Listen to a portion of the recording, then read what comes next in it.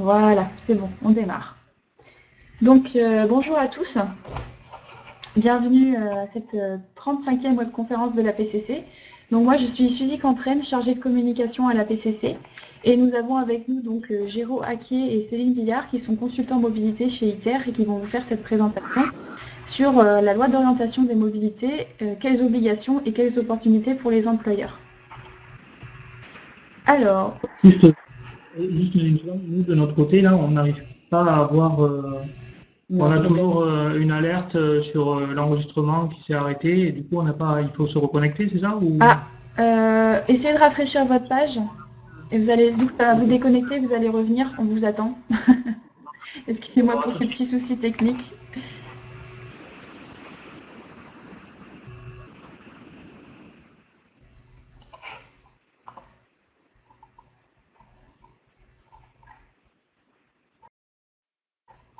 Voilà, on est de retour. Ok, vous êtes de retour, très bien. Alors, continuons. Donc, au niveau de notre agenda, on va vous faire une courte introduction sur, par exemple, sur qu'est-ce que la PCC. Ensuite, vous aurez les évolutions introduites par la loi d'orientation des mobilités, une petite session de questions-réponses où là, vous pourrez commencer à poser toutes vos questions sur ce sujet-là. Quelle méthode pour prendre en compte des évolutions du point de vue des employeurs ou des collectivités locales? Et encore une fois, une petite session de questions-réponses où là, vous pourrez poser toutes vos questions. Et enfin, une conclusion. Alors, donc, rapidement, en petite introduction, qu'est-ce que la PCC? Donc, la PCC, c'est l'association des professionnels en conseil climat, énergie, environnement. En fait, c'est une association qui va rassembler des professionnels qui conseillent et accompagnent au quotidien des entreprises et des collectivités sur tous les sujets liés au climat, à la transition énergétique et surtout au sujet qui nous intéresse aujourd'hui, la mobilité durable. Et une de nos missions, en fait, c'est d'informer, de diffuser les bonnes pratiques, de donner des clés aux organisations sur ce sujet-là. Ah, on a c'est qui a mis. Ouais, d'accord. Céline, on voit ta caméra. Je pense qu'il faudrait que tu le coupes sur ton ordinateur. Excusez-moi. Donc oui, une de nos missions, c'est d'informer, diffuser les bonnes pratiques sur ces sujets-là, de la mobilité durable. Et donc c'est dans ce cadre-là qu'on réalise cette conférence aujourd'hui et qu'on est rassemblés aujourd'hui. Alors au niveau, donc vous pouvez poser toutes vos questions dans le chat, dans lequel je vois que vous avez déjà commencé à écrire. Nous, on pourra vous répondre au fil de l'eau, selon le type de question, on vous répond au fil de l'eau, ou alors on y répondra donc pendant les sessions qui sont prévues par Céline et Géraud durant cette présentation. Et si toutefois il reste des interrogations qui n'auront pas forcément eu de réponse à la fin de cette conférence, si jamais on n'a pas le temps de tout traiter, ça sera repris par nos intervenants qui vont y jeter un œil et apporter une réponse par écrit a posteriori si jamais il reste encore des interrogations. Voilà. Au niveau des slides et du replay, ça sera disponible dans les heures qui suivent sur le site de la PCC. Donc, et vous aurez aussi un lien par mail. Vous recevrez l'ensemble par mail. Voilà, ça sera transmis. Et bien voilà pour mon introduction. Et, il ne reste plus qu'à passer la main à Géraud et Céline, donc je vous laisse parler. Alors bonjour à tous, effectivement moi je vais commencer à vous présenter, moi je suis Géraud Haquier, chef de projet à ITER et Céline Billard, chef de projet à ITER aussi. Et donc en fait on va partager la présentation en deux parties. Moi je vais assurer la première partie de la présentation qui concerne les éléments les éléments qui sont les éléments nouveaux qui sont amenés par la loi d'orientation des mobilités. Et Céline présentera une partie qui concerne plus la façon de prendre en compte ces évolutions-là. Donc c'est moi qui vais parler en premier, puis Céline prendra le relais ensuite. On fera une pause entre les deux en fait pour vous permettre de poser quelques questions avant de reprendre. Donc juste quelques mots sur ITER. On est un bureau d'études spécialisé dans la mobilité durable. On intervient auprès des acteurs publics et privés partout en France. Depuis une quarantaine d'années, on est 20 consultants associés aussi, puisqu'on a un statut coopératif. On est indépendant de tout groupe financier depuis notre création, et donc on intervient en gros les 2/3 de notre activité avec des acteurs publics, des plans de mobilité, des gestions de réseau, des plans de stationnement, des schémas de mode doux, schéma vélo ou piéton, et avec donc les entreprises, que ce soit dans le cadre d'études de trafic ou, en l'occurrence, d'assistance dans le cadre de plans de mobilité. Donc sur le déroulé de la présentation, je vous l'ai déjà expliqué, moi je fais la partie 1, qui est la loi d'orientation des mobilités, l'évolution et l'impact sur les employeurs. Alors ce qu'il faut dire pour commencer, de façon très large, c'est que la loi d'orientation des mobilités, qui a donc été promulguée en toute fin d'année dernière, a l'ambition d'adapter la politique des mobilités aux nouveaux enjeux et notamment aux besoins des personnes éloignées des métropoles. On avait un cadre législatif qui certes a évolué, mais qui était quand même grandement basé sur une loi qui était parue en 82, et il fallait mettre à jour tous ces éléments-là. Donc la loi de mobilité concerne certes les employeurs, qu'on voit au centre de cette diapositive et sur lequel on va se concentrer dans le cadre de cette présentation, mais elle est beaucoup plus large. Elle concerne, en ce qui concerne les mobilités au quotidien, tout ce qui touche aux investissements prioritaires en matière de transport par l'État. Elle cite un certain nombre d'appels à projets, elle appuie sur le vélo, le covoiturage, elle travaille aussi sur les offres de plateformes type Uber, Lime, ou des offres soit de covoiturage, soit de location de trottinettes, etc. Elle touche beaucoup elle donne, on va revenir dessus juste après, une possibilité à des acteurs qui n'avaient pas la compétence mobilité de prendre cette compétence dans l'objectif qu'à terme, l'ensemble du territoire français soit couvert par une autorité organisatrice de la mobilité. Elle touche évidemment donc au cœur du dialogue social des entreprises, on va y revenir longuement. Elle parle d'accès à l'information, et puis il y a tout un volet qui concerne la transition vers une mobilité plus propre, et la réponse notamment à l'objectif final d'arrêter la commercialisation des véhicules à énergie fossile à l'horizon 2040.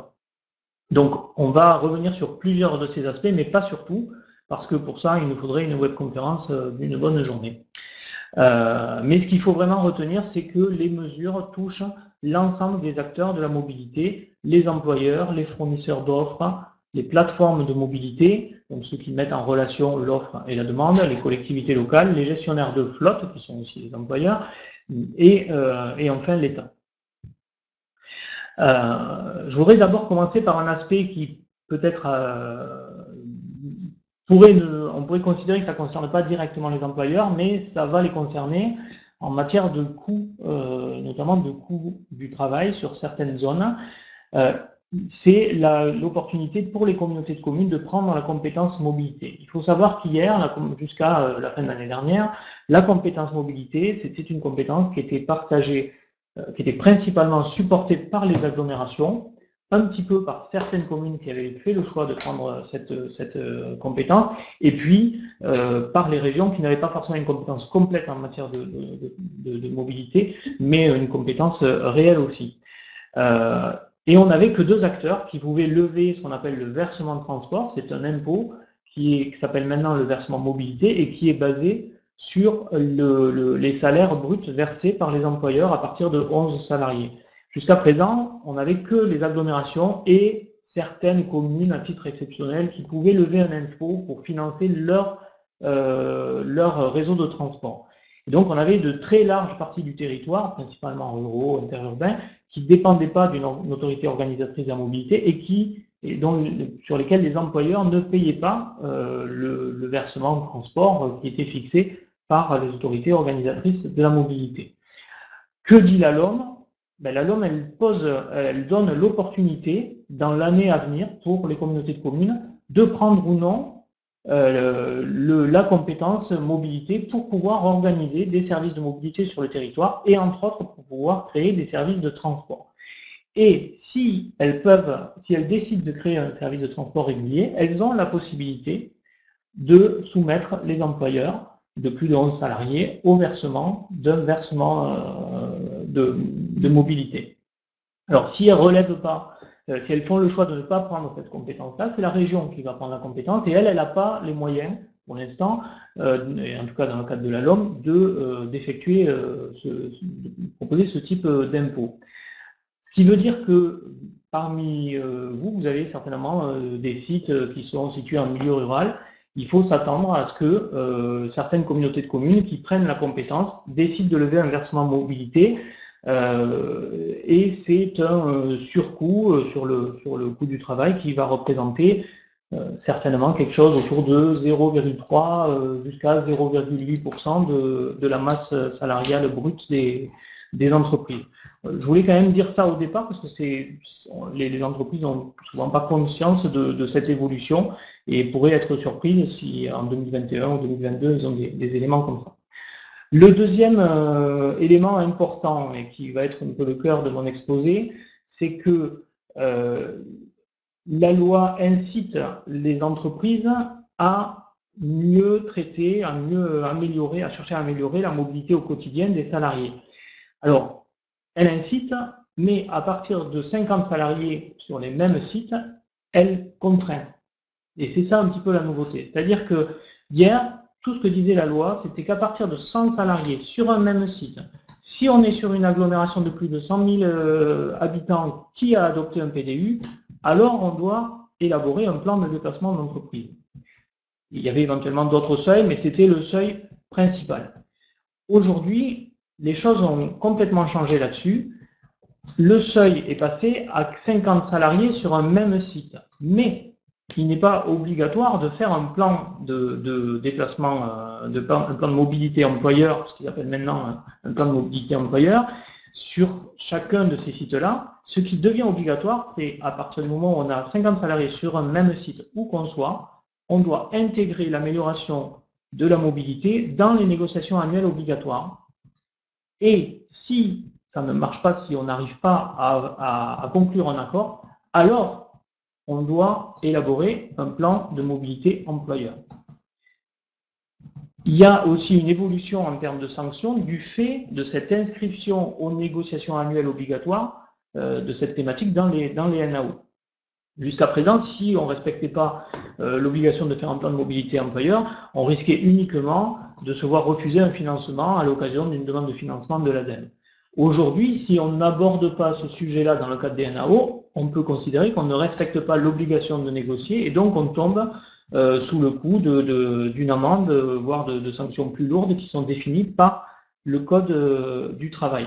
En revanche, si on a un échec et qu'on ne fait pas de plan de mobilité employeur malgré tout, là, la loi est muette sur une éventuelle sanction.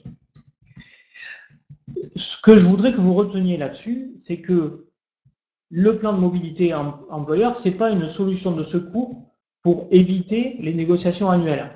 Parmi vous, nous, on avait fait une étude pour le compte de l'ADEME qui avait montré qu'il y avait 8% des établissements sujets à l'obligation qui avaient respecté cette obligation-là. Ben, les 8% parmi vous qui sont certainement présents ne considérez pas que ça vous exonère d'aborder le sujet dans le cadre des négociations annuelles obligatoires. Ça ne vous exonère pas du tout, simplement le fait d'avoir un plan de mobilité en amont peut vous permettre d'avoir plus d'informations, peut vous permettre d'avoir plus de billes pour négocier, mais ça ne permet pas de s'affranchir de la négociation. Par contre, si on l'élabore entre deux négociations, je pense que l'esprit de la loi, c'est de préparer la négociation suivante. C'est ce qu'on va voir dans le processus que je vais vous présenter ici, en fait, qui est le processus global des négociations obligatoires. C'est un cycle de 1 an qui peut être récemment une ordonnance permet de porter ce cycle à 4 ans s'il y a un accord au sein de l'entreprise sur les modalités de négociation. Et donc les négociations obligatoires portent sur principalement 3 sujets, la rémunération, la qualité de vie au travail et l'égalité homme-femme. Il y a un 4e sujet qui peut être la gestion prévisionnelle des compétences. Donc ce sujet-là, bon, c'est surtout pour les entreprises de plus de 300 salariés, donc je ne vais pas citer ici. Simplement, donc, la mobilité est insérée dans l'un de ces 3 volets. La question qu'il faut se poser, c'est que lorsqu'on convoque les partenaires sociaux pour faire la négociation sur ces 3 sujets-là, on peut ou non aboutir à un accord. Si on n'aboutit pas à un accord, la procédure classique, c'est qu'on dépose un PV de désaccord, c'est-à-dire on dit ce qu'a proposé la direction, ce que proposaient les syndicats, on constate qu'on n'est pas d'accord et on se retrouve dans 1 an pour en reparler. Dans ce cadre-là, il y a obligation de faire un plan de mobilité employeur. Deuxième solution, on a un accord. Est-ce que cet accord contient des mesures sur la mobilité? Si il en contient, on les met en œuvre et puis si c'est respecté, on se retrouve dans 1 an ou 4 ans, selon les accords locaux, pour en reparler. S'il n'y a pas de mesure de mobilité, pareil, il faut élaborer un plan de mobilité employeur.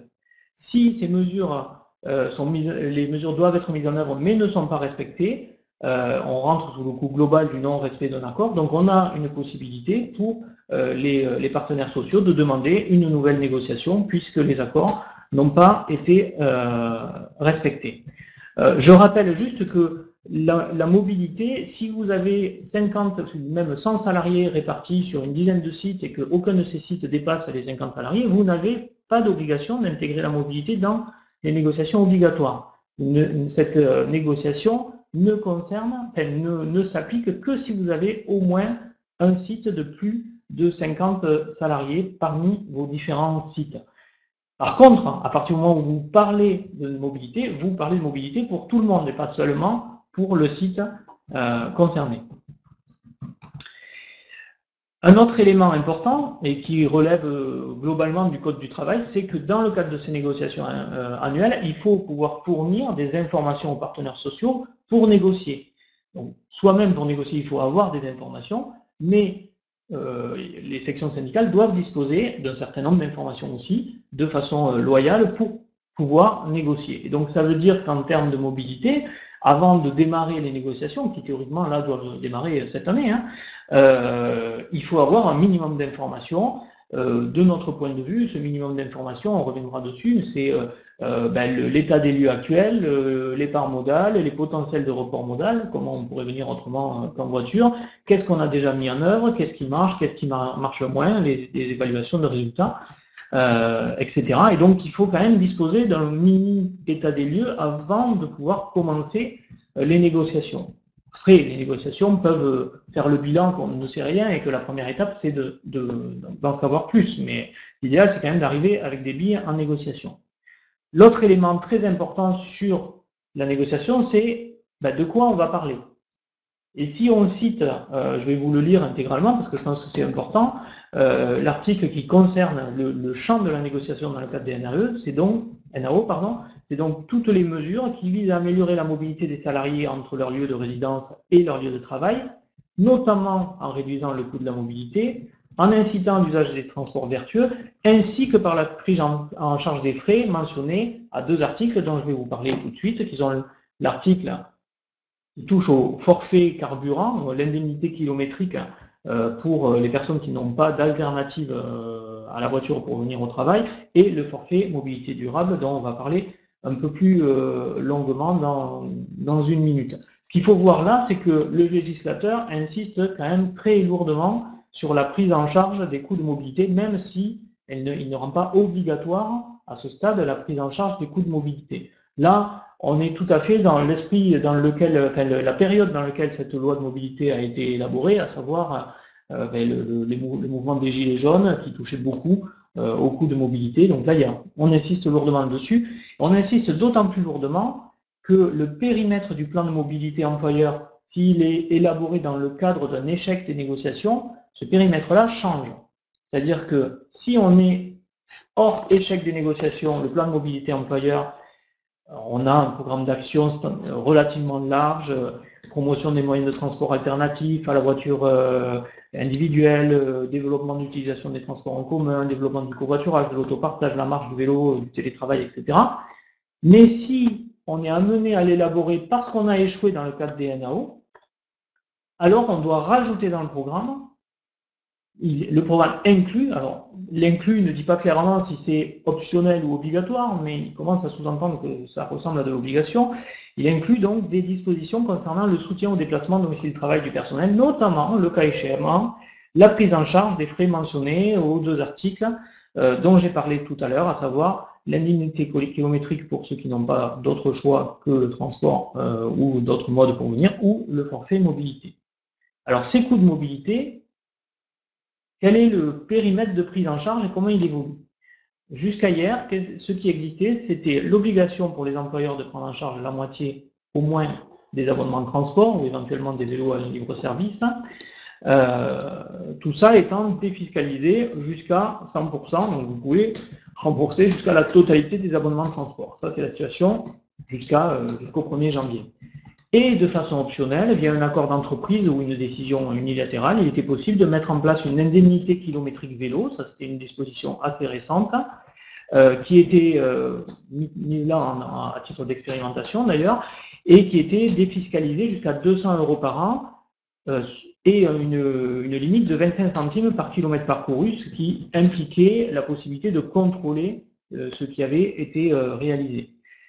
Et puis on avait donc hors périmètre des transports urbains, c'est-à-dire si on n'est pas sur une zone qui organise des transports urbains, ou si on a des transports mais qui ne correspondent pas du tout aux horaires, alors on pouvait, toujours de façon optionnelle, prendre en charge des frais de carburant ou de recharge engagés pour le trajet domicile-travail des salariés jusqu'à 200 € par an.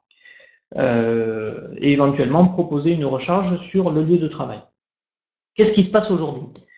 Alors, de façon temporaire, l'indemnité kilométrique vélo est prolongée jusqu'au 30 juin, le temps qu'un décret paraisse pour préciser le forfait mobilité. La recharge électrique sur le lieu de travail est possible aujourd'hui, qu'on ait une alternative ou pas en matière de transport. Ce qui n'était pas possible auparavant, c'était uniquement si on n'avait pas d'alternative en matière de transport. Et puis, on peut mettre en œuvre un forfait mobilité durable et une prise en charge donc, des frais jusqu'à 200 € ou 400 € de recharge électrique. Donc, le deuxième point, c'est si toujours on n'a pas d'alternative, alors je ne vais pas rentrer dans les détails des virgules, mais si on n'a pas d'alternative en transport, si les transports ne correspondent pas aux horaires, etc., là on peut mettre en œuvre cette prise en charge de 200 € ou 400 € s'il s'agit de recharge électrique.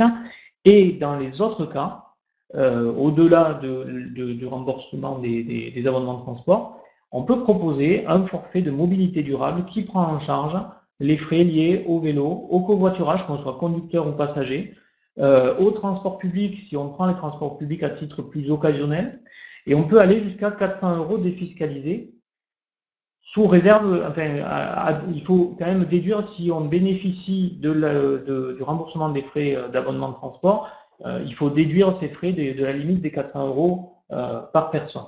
Il y a un décret qui doit venir sur ces modalités précises, mais ce qu'il faut retenir aussi, c'est que ça peut être mis en place dans le cadre d'une décision unilatérale ou d'un accord d'entreprise, comme hier, mais ça peut aussi être mis en place dans le cadre d'un accord de branche. Donc certains d'entre vous vont peut-être voir venir des obligations dans le cadre d'un accord de branche sur la prise en charge, par exemple, d'un forfait mobilité durable. L'État insiste, enfin le législateur insiste encore une fois lourdement sur cette prise en charge. Il dit aussi que sur le forfait mobilité durable comme sur le forfait kilométrique, il prévoit de faire un bilan d'avancement dans 18 mois et si nécessaire, il se donne la possibilité de prendre des ordonnances pour rendre potentiellement obligatoire ces prises en charge-là. Donc vraiment, il faut se poser la question dès aujourd'hui du coût que ça peut représenter, de comment on peut l'organiser, etc. Alors, une des modalités qui est envisagée pour le versement du forfait mobilité durable, c'est le titre mobilité. Bon, aujourd'hui, les acteurs qui sont principalement les acteurs qui s'occupent des chèques restaurants font beaucoup de lobbying pour pouvoir créer ce titre mobilité. Il y a des expérimentations en cours. Il ne serait pas étonnant que plus tard, le forfait mobilité soit obligatoirement versé en titre mobilité. Ce n'est pas le cas aujourd'hui. Aujourd'hui, c'est une option. C'est une alternative qui permettrait de payer exclusivement des frais liés à la mobilité plutôt que de payer en cash. Alors bon, c'est sûr qu'aujourd'hui, du point de vue des salariés, c'est plus avantageux d'avoir la prime en cash qu'en titre mobilité. Mais en tout cas, on expérimente pour l'instant ces éléments. Et là aussi, il y a un décret qui devrait préciser la mise en œuvre de ces titres mobilité. Ce qui est intéressant aussi du point de vue des collectivités locales, je pense qu'il y a beaucoup d'entre vous qui sont des collectivités locales et qui se posent la question de comment ils vont animer tout ça. Alors Céline va revenir dessus dans la deuxième partie de l'exposé. Mais les obligations en termes d'animation se sont beaucoup allégées avec la LOM. Jusqu'à présent, on avait une obligation de chercher à faire réaliser ces plans de mobilité dans le cadre de la réalisation des plans de mobilité territoriaux, qu'on appelait avant des plans de déplacement urbain. Aujourd'hui, la seule obligation qui concerne les collectivités, c'est d'informer les employeurs de leurs obligations.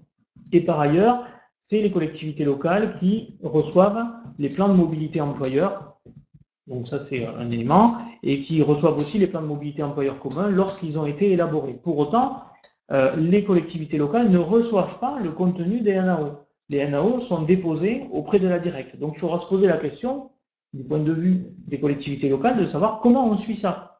Comment certains établissements n'ont pas de plan de mobilité parce qu'ils ont un NAO, mais qu'est-ce qu'ils font concrètement? Donc on reviendra dessus tout à l'heure, mais c'est une vraie question sur le positionnement des collectivités locales qui est à la fois allégé et un peu rendu plus complexe. Enfin, je voudrais aussi vous exposer quelque chose qui va vous concerner pas en tant qu'employeur, mais pour les grands employeurs, il y a souvent une flotte de véhicules qui n'est pas négligeable non plus. Il va falloir prendre en compte des évolutions dans le cadre de l'achat des véhicules. Si vous êtes une collectivité locale, vous devez d'ores et déjà acheter 20% de véhicules propres, en tout cas en ce qui concerne les véhicules, les petits véhicules. Ça va passer à 30% en 2021 et il y a un objectif qui doit être respecté en 2026, d'avoir sur l'ensemble du parc 37%, donc plus d'un tiers des véhicules utilisés qui doivent être à très faible émission. Très faible émission à ce jour, c'est des véhicules qui sont des véhicules électriques, à hydrogène, même s'il n'y en a pas beaucoup, éventuellement hybride rechargeable, mais hybride classique, ça ne rentre pas dans les véhicules à très faible émission. Pour les entreprises, cette fois privées, qui gèrent plus de 100 automobiles, que ce soit en direct ou via les filiales, à partir de 2022, il faudra avoir 20% d'achat de véhicules propres, puis passer à 20% en 2024, puis 35% en 2027 et 50% dans 10 ans.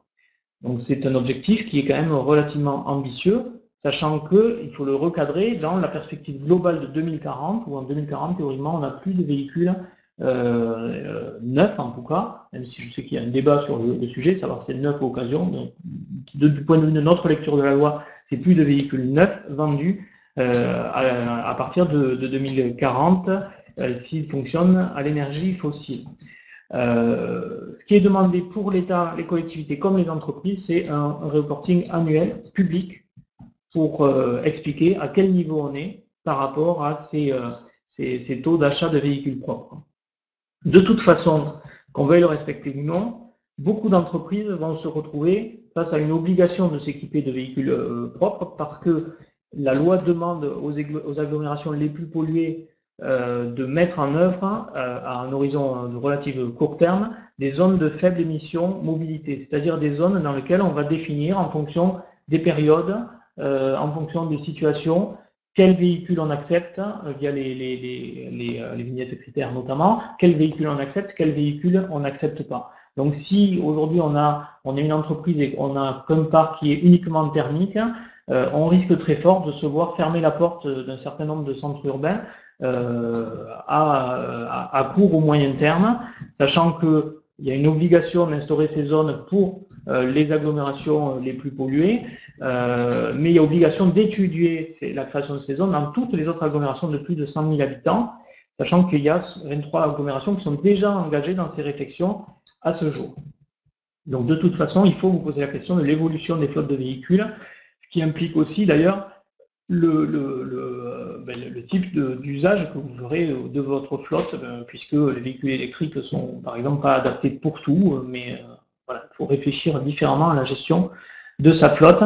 Dernière chose aussi, c'est que lorsque vous avez des parkings, lorsque vous créez des parkings ou lorsque vous rénovez des parkings non résidentiels, là aussi, il faut prévoir un pré-équipement, donc un câblage, un pré-câblage à partir de 10 places dès aujourd'hui, et donc 20% de pré-équipement, et à partir de 2025, au-dessus de 20 places, il faut intégrer au moins un point de recharge par tranche de 20 places.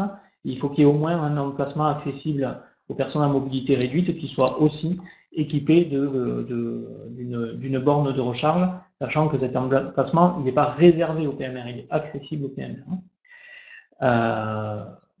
Donc voilà, moi j'en ai fini sur la première partie.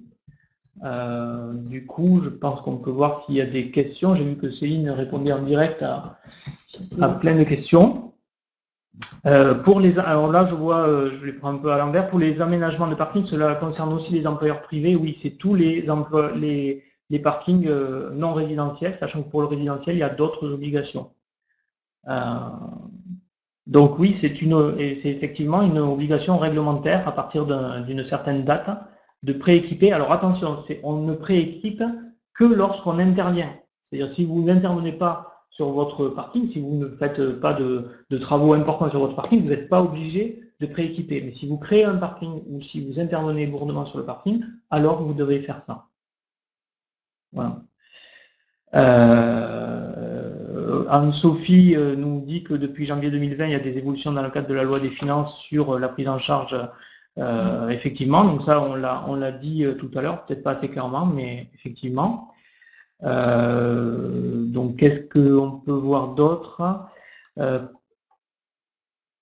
Pour prétendre au remboursement de 50% des frais de transport en commun, le salarié fournit à son employeur une facture de frais de TC. Que prévoit la loi à propos du justificatif domicile-travail à vélo? Alors là, effectivement, pour l'instant, la loi ne prévoit rien, ce qui sous-entend pour beaucoup de professionnels le fait que c'est à l'employeur d'organiser ces procédures pour pouvoir avoir une preuve.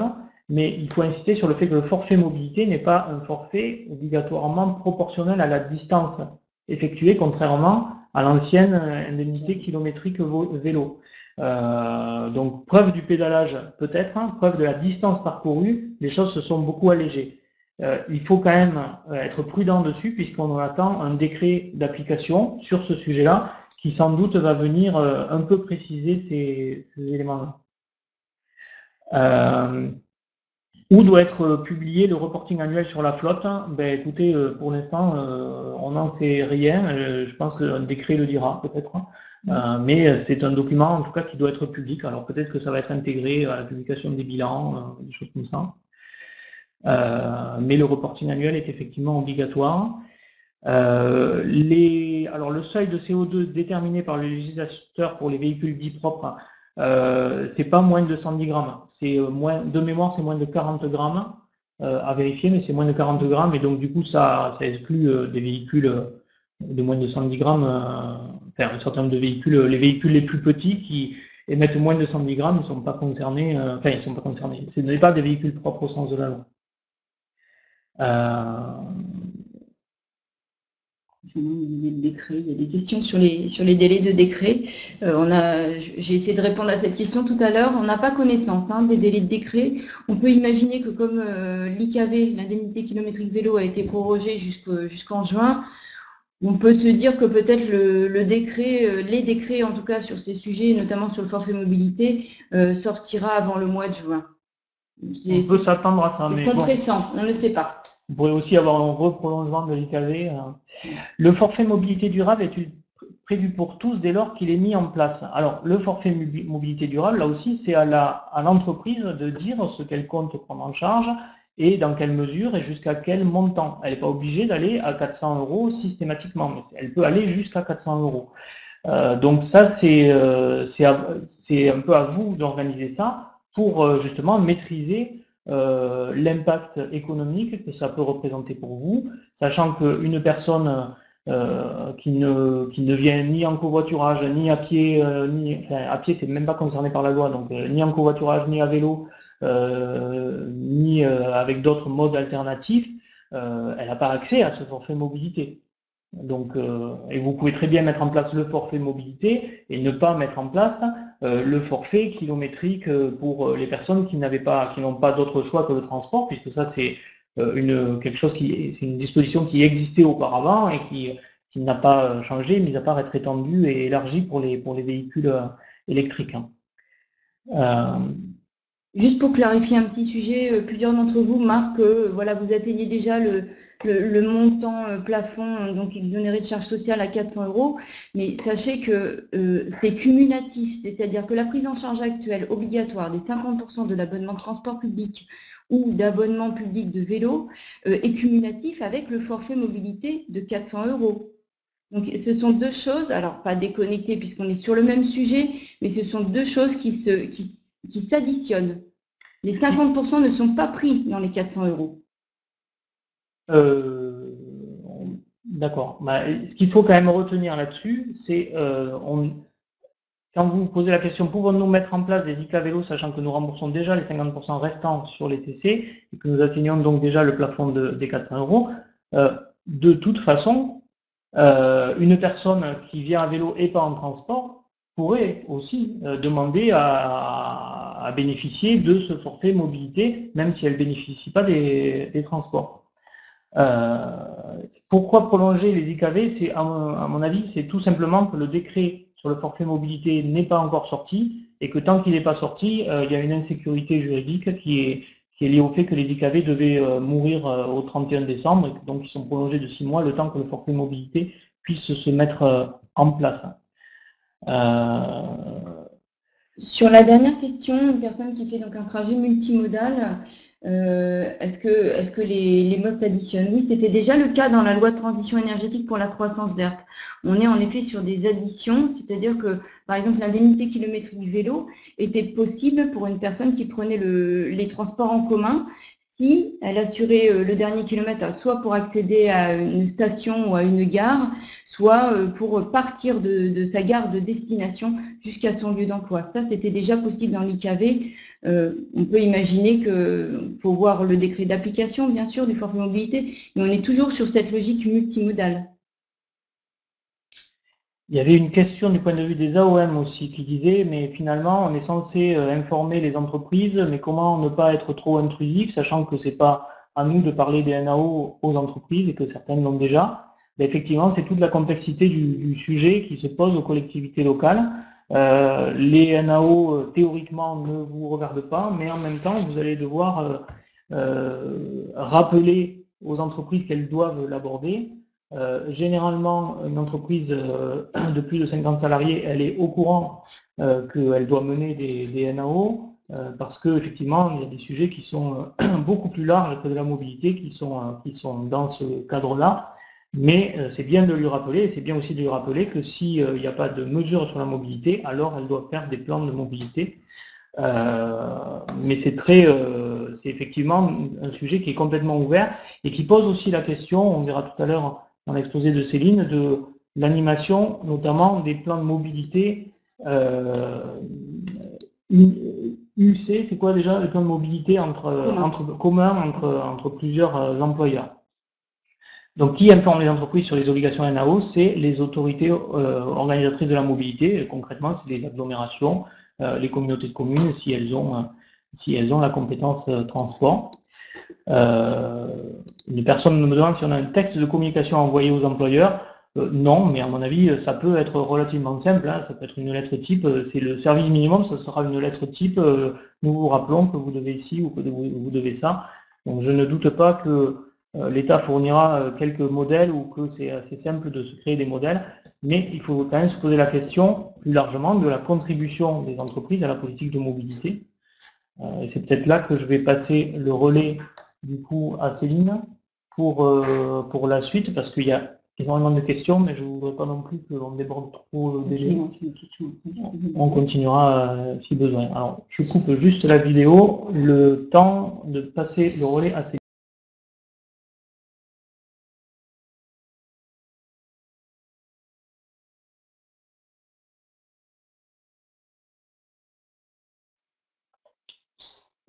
Alors moi justement, je vais vous parler un petit peu des impacts, peut-être de façon, enfin pour compléter ce qu'a dit Géraud de façon concrète, ce qu'on peut pressentir. Hein, on n'a pas non plus la prétention d'être tout à fait sûr de comment ça va se passer, mais c'est des propositions de stratégie, que ce soit pour les organisations et pour les territoires.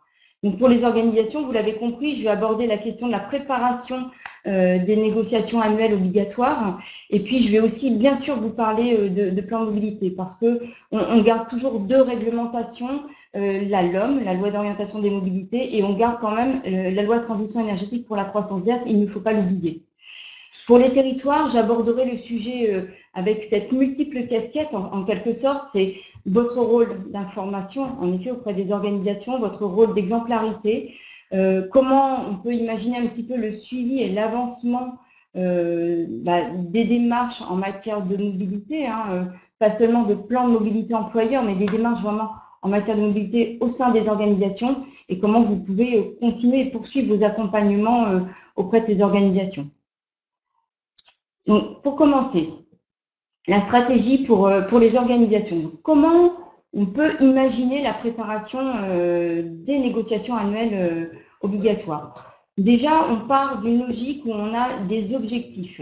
Ces objectifs, c'est bien sûr de faire un bilan de l'écomobilité, de travailler sur la question de la réduction de la mobilité, même si aujourd'hui dans la LOM, il n'y a pas de choses vraiment très franches sur la question de la réduction de la mobilité. On est toujours sur des objectifs quand même de développement durable.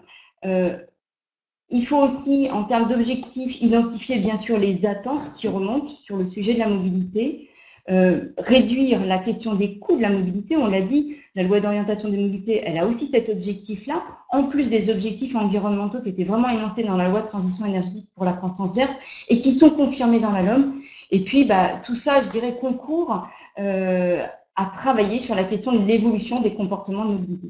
Ça, ce sont nos objectifs qui doivent être versés, je dirais, au dialogue social. Pour engager un dialogue social que l'on souhaite bien sûr le plus fluide possible. Tout à l'heure, il y avait quelqu'un qui posait une question en disant on élabore un plan de mobilité parce qu'on a un échec en termes de dialogue social. C'est quand même pas tout à fait ça. Néanmoins, si on peut préparer au mieux ce dialogue social, bien sûr, on ne va pas vers l'échec, on ne va pas vers le conflit. On n'est pas dans une obligation à réaliser un plan de mobilité en période de conflit et de confrontation. Comment on prépare ces négociations annuelles ordinaires? Nous, on vous propose un déroulé qui est bien sûr de faire, dans un premier temps, un bilan des initiatives en matière de réduction des impacts de la mobilité, notamment en termes de coûts, réduction des impacts environnementaux. Donc, c'est un petit peu de faire le point sur votre organisation, où vous en êtes. L'étape suivante, c'est de se dire, j'ai fait le point, j'ai identifié des marges de progrès. Sur ces marges de progrès, quels sont les impacts concrets si je mets en place des dispositifs, des nouveaux accords dans mon organisation?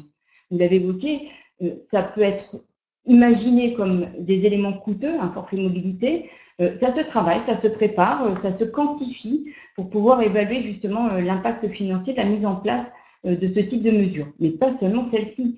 Il ne faut pas seulement se concentrer sur la question du forfait mobilité et des indemnités kilométriques, on est bien aussi sur les autres initiatives qui vont améliorer les conditions de déplacement, qui vont améliorer l'impact environnemental et l'impact en termes de coûts, notamment financiers.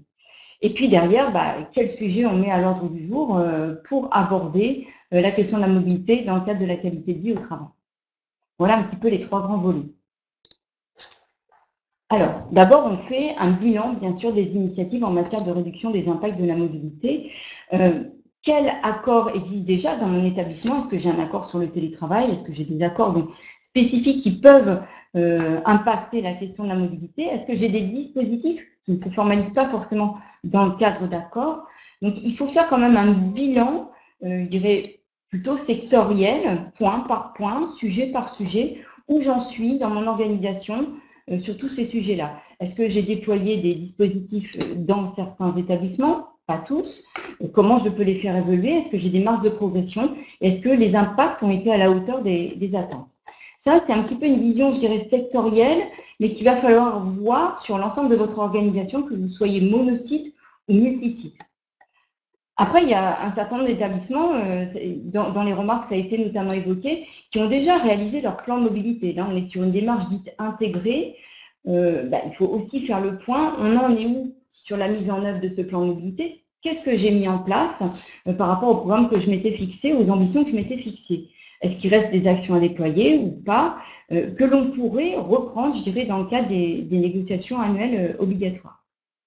Donc, il faut bien sûr faire le point sur tout ce qui est mis en place, tout ce qui est projeté à l'avenir en termes de dispositifs qui pourraient éventuellement rentrer dans un accord, qui pourraient tout simplement déployer ou pérenniser, puisqu'on était dans une étape, par exemple, d'expérimentation.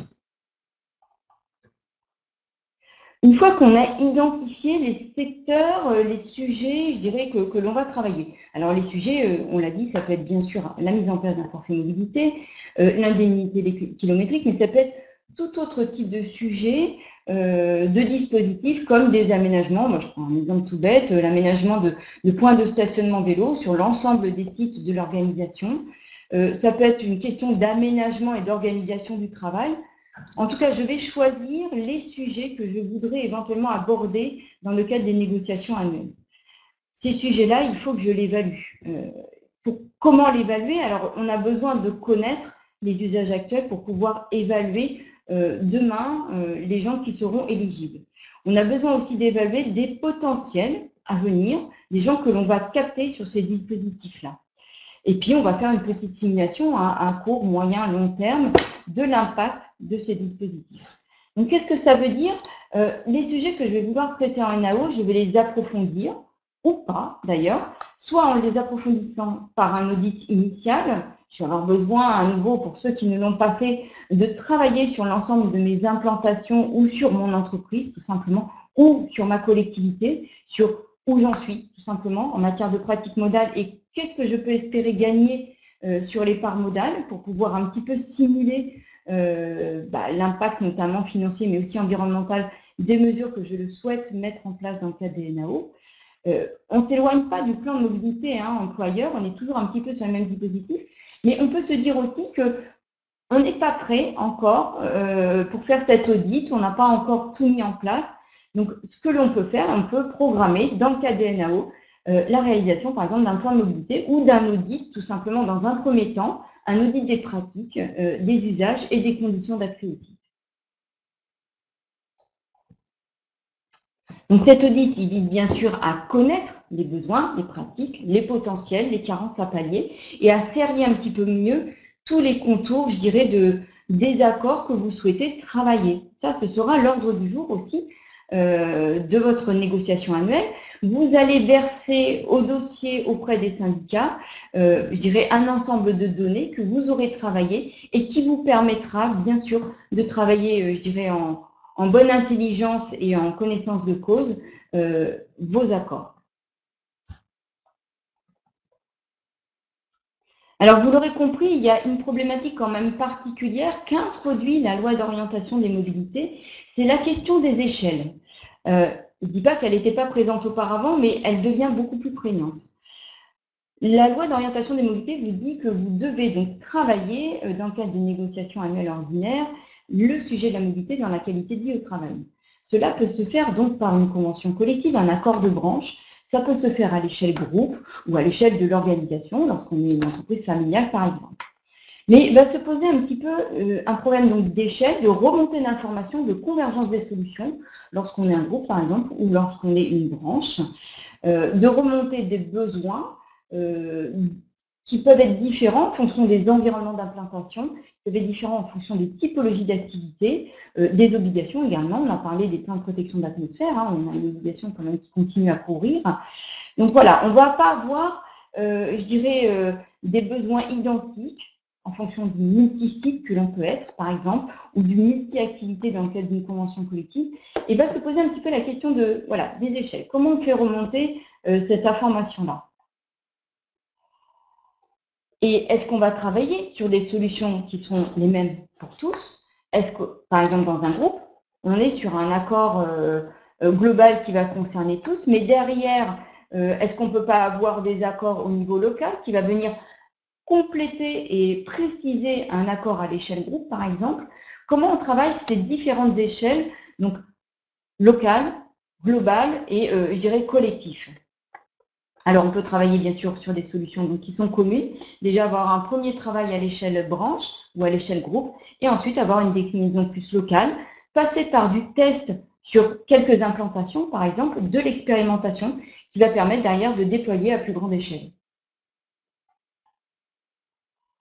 Bien sûr, on ne peut que vous renvoyer sur le fait que pour préparer ces négociations annuelles obligatoires, la réalisation du plan de mobilité reste encore aujourd'hui l'outil le plus performant au sein de votre organisation pour pouvoir vraiment faire remonter les pratiques, les besoins. Travailler aussi en bonne intelligence avec les différentes parties prenantes, déjà avec les syndicats, les CSE, les CE sur ces sujets-là.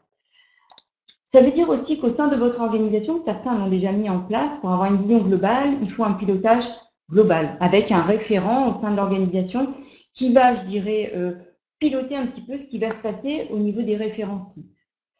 Les référents sites, c'est eux qui vont travailler, bien sûr, à leur échelle et sur leur établissement, sur cette remontée d'informations. Alors, soit ils vont suivre une formation, soit ils vont utiliser les outils disponibles, hein, notamment sur le site de l'ADEME, mais on trouve aussi sur des sites comme le site de Déclic Mobilité, sur le site de Promobilité. Enfin, voilà, aujourd'hui, on a une myriade de sites, que ce soit au niveau local ou au niveau national, qui vous permettent donc de réaliser vos plans de mobilité. Et vous pouvez aussi, bien sûr, faire appel à des accompagnements, qu'ils soient publics, via les conseillers en mobilité, ou privés. Néanmoins, l'outil, voilà, plan de mobilité, vous permettra de travailler sur l'année qui vient, je dirais, ou les années suivantes. Vous laissez encore un peu de temps et de dire le plan de mobilité, c'est le bon outil pour instruire ce sujet-là et avoir cette vision ascendante-descendante.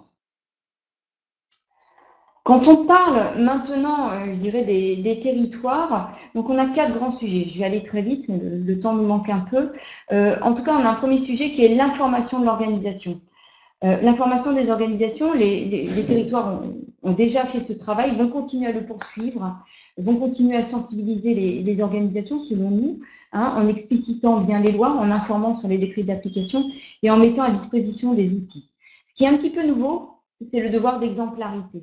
Alors, ce n'est pas nouveau, par exemple, sur l'Île-de-France, parce que le PPA Île-de-France, je dirais, avait déjà rendu obligatoire pour les collectivités territoriales le plan de mobilité. Maintenant, par contre, on va toucher vraiment toutes les collectivités de tout le territoire national, donc qui ont plus de 50 agents, à réaliser leur plan de mobilité. Et nous, on peut je dirais, inciter les collectivités à mettre en place ce forfait mobilité. Et par ailleurs, c'est rendu obligatoire, cas exceptionnel, pour les agents d'État.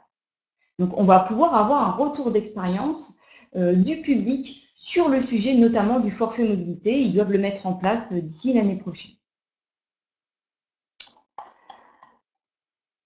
Là où il y aura peut-être un vrai sujet, c'est comment continuer à suivre les démarches à partir du moment où aujourd'hui les autorités organisatrices de mobilité donc, étaient collecteurs des plans de mobilité.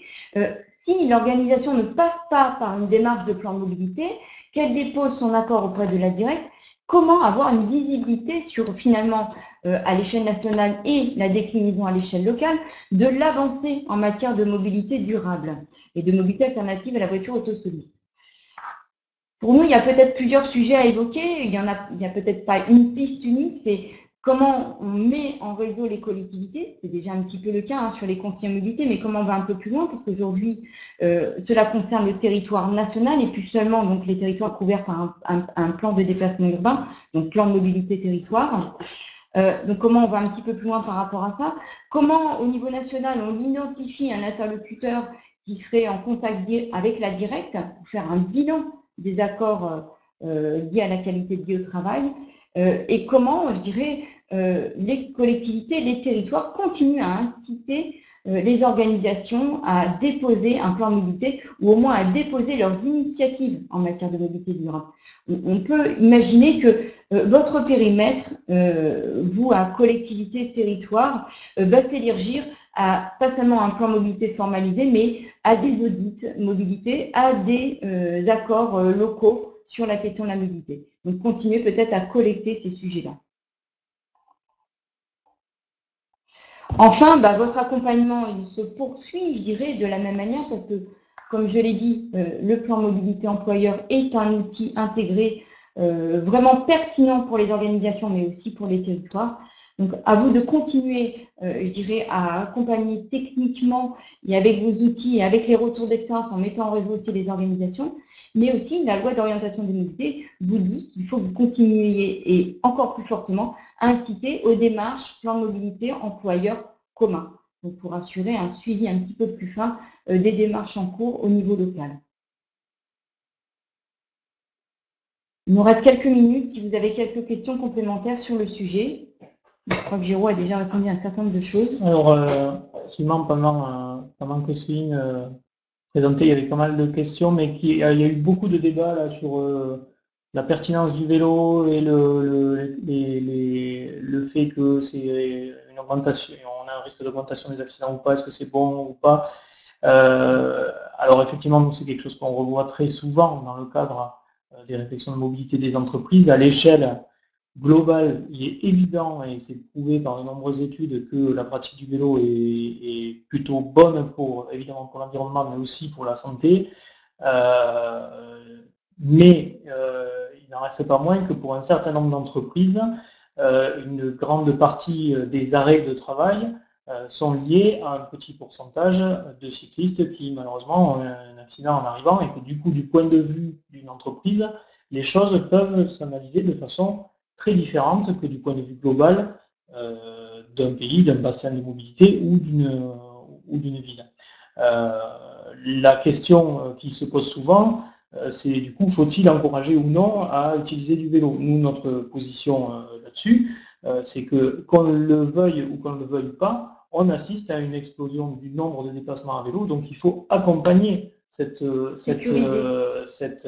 développement-là, le sécuriser, sensibiliser et aller voir, mettre la pression aussi sur les collectivités locales pour faire en sorte que les itinéraires soient sécurisés, que parfois on soit amené à supprimer un peu de stationnement pour pouvoir libérer des infrastructures pour le vélo.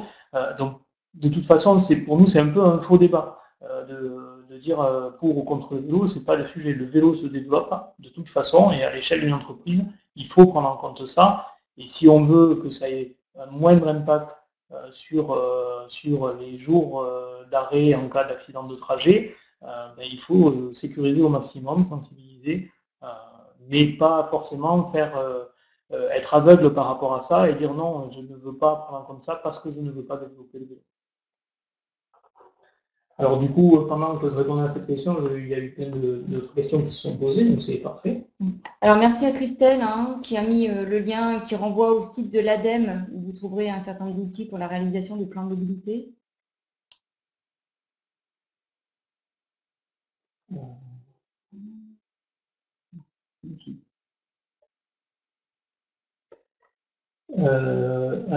Oui, c'est une nouvelle obligation dans le cadre de la qualité de vie au travail, aborder le sujet de la mobilité. Il n'en faisait pas partie avant la parution de la loi d'orientation des mobilités le 24 décembre. Donc c'est un nouveau sujet. Ça ne veut pas dire que ce n'était pas du tout traité auparavant. Par exemple, la question du travail à distance, travail nomade, télétravail, c'est des sujets qui étaient auparavant abordés, qui pouvaient être abordés notamment sur la qualité de vie au travail. Et ce sujet-là participe complètement à la réduction de la mobilité. En complément, toujours pour Anne P, qui nous posait cette question-là, quels sont les autres sujets? Quand vous téléchargerez la présentation, vous pourrez revoir dans le schéma les autres sujets. Le sujet principal, c'est les négociations salariales. Et ce n'est pas pour rien que le législateur a appuyé sur l'aspect pécuniaire de la mobilité, parce que c'est souvent ce qui intéresse les syndicats lors de ces négociations. Et par rapport à l'intervention éventuelle des autorités organisatrices dans les NAO, là c'est très compliqué parce que on est vraiment dans le cœur de l'entreprise. C'est plus, de notre point de vue, c'est plus apporter des outils pour les aider à aborder ce sujet-là dans le cadre des NAO qu'être présent lors des NAO. Il faut savoir que, par exemple, pour une entreprise de 200 ou 300 salariés, une NAO, ça va représenter 3 jours de réunion dans lequel peut-être la mobilité va représenter 2 ou 3 heures. Donc si on n'a pas préparé en amont les sujets, si on n'a pas fait des ateliers en amont, si on ne sait pas où on est, ce qu'on prévoit, en fait on court directement à un échec de cette négociation-là. Et donc, de notre point de vue, il faut vraiment insister sur la préparation. Ce n'est pas dans les 2 heures ou 3 heures d'échange annuels qu'on va réellement faire avancer les choses si on n'a pas d'infos en amont. Il y a beaucoup de questions. Suzy, je ne sais pas si on a encore le temps de répondre un petit peu. Je crois qu'on arrive au terme et que tu voulais dire quelques éléments.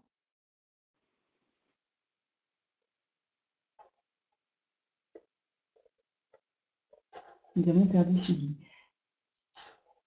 Alors, pendant que Suzy rallume son micro, juste pour vous dire qu'il y a énormément de questions, donc on va essayer, dans la mesure du possible, d'apporter des réponses toutes les questions sur lesquelles on n'a pas pu répondre.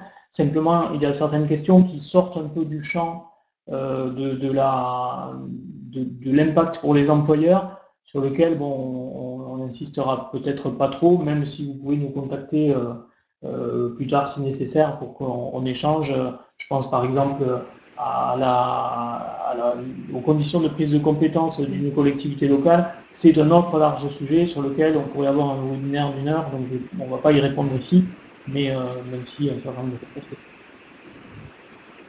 Oui, je reviens quand même, il y a beaucoup de questions qui ont été posées sur le cumul. On a eu un débat en interne dans la préparation, le cumul du forfait mobilité et du remboursement de transport. Tel que les choses sont écrites dans la loi, et si jamais on se trompe, on le retirera après la webconférence, le seuil maximal intègre le remboursement des transports collectifs. C'est-à-dire que si vous remboursez déjà à hauteur de 30 € par mois et que vous arrivez à 350 € par an, il ne vous reste potentiellement que 50 € sur le forfait mobilité. Par contre, si vous ne remboursez pas, si vous avez un salarié qui ne demande pas le remboursement transport, lui, il a accès jusqu'aux 400 € potentiellement. C'était 400 € défiscalisés, hein, donc voilà. Ça ne passe pas sur l'impôt ni pour sur le revenu, ni sur les cotisations sociales du salarié ou du patron.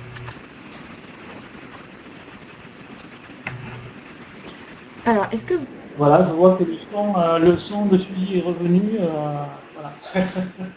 Vous m'entendez là, quand je parle? Oui, très bien. Très bien, parfait. Je vois dans les questions que quelqu'un a demandé s'il allait avoir une foire aux questions suite à cette présentation en plus. Du coup, Céline Géraud, est-ce que vous souhaitez faire ça? Peut-être faire une petite foire aux questions supplémentaires? Alors, on va voir. En revanche, je crois que la PCC a prévu de faire une petite note de synthèse suite à cette présentation. Et bon, peut-être on essaiera d'inclure, par rapport aux questions qui sont fréquentes, d'inclure des informations dans cette note plutôt que de faire un FAQ supplémentaire. En tout cas, oui, ça c'est un sujet qui est vraiment pas mal traité en ce moment à la PCC. Notamment, je vais en parler là tout de suite, on a pour ceux qui sont près de Bordeaux, pour les entreprises bordelaises, on a un événement qui aura lieu le 10 mars prochain, c'est sur une demi-journée à Bordeaux, sur justement focus sur cette loi LOM. C'est en fait une rencontre en physique où on va avoir une première partie qui va être vraiment présentation un peu sur les évolutions qui sont liées à la loi LOM, et ensuite une série d'ateliers pendant lesquels vous allez pouvoir échanger à ce sujet-là, justement. Donc quelque chose qui est plus participatif que simplement une présentation. Donc vous allez recevoir un lien par mail, vous pourrez aller regarder pour ceux qui sont près de Bordeaux et que ça intéresse. Et puis c'est également effectivement un sujet qui est pas mal traité dans le groupe de travail mobilité de la PCC. Il va sûrement y avoir des articles et des dossiers qui vont sortir à ce sujet-là. Donc vous pourrez continuer à regarder. Pour ça, il faut garder un œil en fait sur le site de la PCC. Vous allez voir dans la catégorie mobilité. Et là, vous avez tout ce qui va sortir à ce sujet-là. Voilà. Simplement aussi pour vous dire que cette conférence, donc vous pouvez retrouver bien sûr le replay qui sera sur le site de la PCC, donc d'ici quelques heures. Et vous avez également toutes les autres webconférences de la PCC qui sont très nombreuses, à la fois sur des sujets mobilité, mais aussi sur d'autres sujets, sur le climat, transition énergétique, sur la comptabilité carbone. Plein de sujets. On a d'ailleurs 3 conférences qui sont à venir là, plutôt sur des sujets climat, que vous pouvez aller regarder sur le site de la PCC pour ces 3 webconf. Une qui sera donc le 20 février, une le 25 et une le 27. Je vous laisse aller regarder. Également, si vous êtes vous-même en fait un bureau d'études qui réalisait des études, des missions de conseil sur ces sujets-là, sur la mobilité durable, vous pouvez venir nous en parler, peut-être pour intégrer l'association, voir ce qu'on peut faire ensemble. Et voir qu'est-ce que vous pouvez y gagner. Bon, je vais passer un peu vite là-dessus.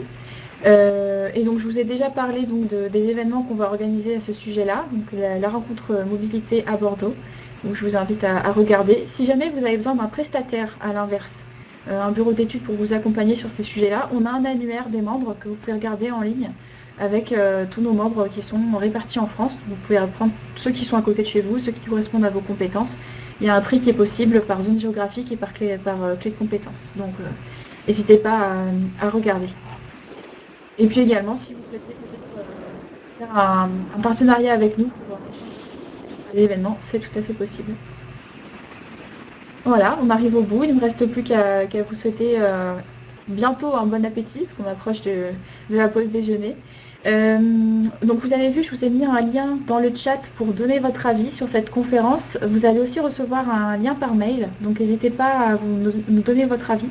En plus de la notation Webikeo, parce que là, quand le webinaire va se fermer, vous aurez la possibilité de nous donner quelques étoiles. Mais ça, c'est un questionnaire un peu plus complet qui nous aide beaucoup, voilà, pour améliorer la qualité de nos webconférences. Merci à tous et merci encore Céline et Jérôme pour cette présentation. Merci. Voilà, à bientôt pour cet événement à la PCC. Au revoir. Au revoir.